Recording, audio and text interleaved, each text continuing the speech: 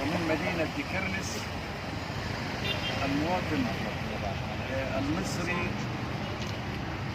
رسلان الباز، مؤسس ووكيل المؤسسين لحزب صقور مصرية تحت التأسيس، يرسل رسالة إلى جموع الشعب المصري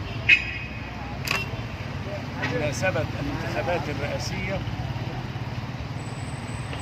والتي من خلالها ومن خلال القوى الناعمة كتبنا هذه الكلمات المعبرة عن هذا الحدث العظيم، لنناشد الشعب المصري العظيم الشامخ أن يثبت للعالم أجمع بأن مصر بكل أطيافها السياسية وبكل قطاعات المجتمع المدني كلها جيشا رشيدا وظهيرا شعبيا خلف فخامة السيد الرئيس القائد عبد الفتاح السيسي رئيس الجمهورية والقائد الأعلى للقوات المسلحة المصرية. فأقول فيها: حزب صقور مصرية تحت التأسيس يرسل للشعب المصري أغلى رسالة شكر وتقدير واحترام على دعمكم لمصر والسيسي أبو الرجالة، وبنهنيكم بحلول العام الجديد. يا رب اجعله نصرا عزيزا على الحثالة. يا كل مصر بتنادي عليك، عاوزة دعمك لبناء أرض الكنانة. انزل يا مصري وأسعد وطنك، وضع صوتك للسيسي زعيم القيادة. فيوم الاقتراع ده يوم سعيد ويوم عيد لمصر فلها الريادة. انزل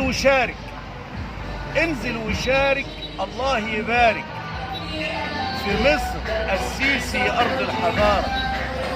مصر بتصنع تاريخ جديد، مسلم وقبطي فكلهم أهل العبادة. كلنا جيشا رشيدا وظهيرا شعبيا، هلال وصليب لنفدي مصرنا بزيادة. أنا نازل أقول مليارات نعم، وأعزف نغم لمصرنا أرض السيادة. بقول نعم من قلبي وبكل الرضا. هنتخب السيسي صقر الغلابة، جابر الخواطر للفقراء واليتامى، رحيم بشعبه ومدافع عنه بكل ضراوة. عاوزين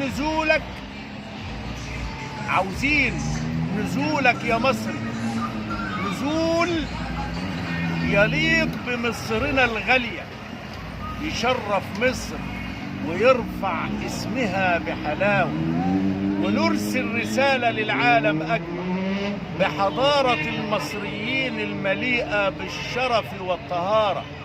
يا كل مصري خليك إيجابي وانزل شارك. لأنك مصري، لك منزلة ومكانة. مصر وطنك، مصر عزك، مصر تاجك، ولك الفخر. فمصر الرصيد والعلامة، هي خزائن الأرض، وهي السكن، وهي الحمى لأولادها من أهل السفالة. أنا صوتي للسيسي باقتناع، لأنه قائد حكيم وكله شجاعة، حافظ على مصر من الرعاع، أهل الشر دعاة الفتنة والخيانة. انزل يا مصري شارك بصوتك، فصوتك رصاصة لأهل الندالة. كلنا معاك يا ريس، ولأجل مصر نقف ضد أهل الحماقة. كل الدعم لصقر مصر والعرب والعالم، رجل القوة والجسارة. كل التحية والتقدير يا ريس، فأنتم يا ريس أهل الشرف وأهل الطهارة، وتحيا مصر وتحيا مصر ويحيا تحيا مصر. فخامة السيد الرئيس. تحيا مصر، تحيا مصر.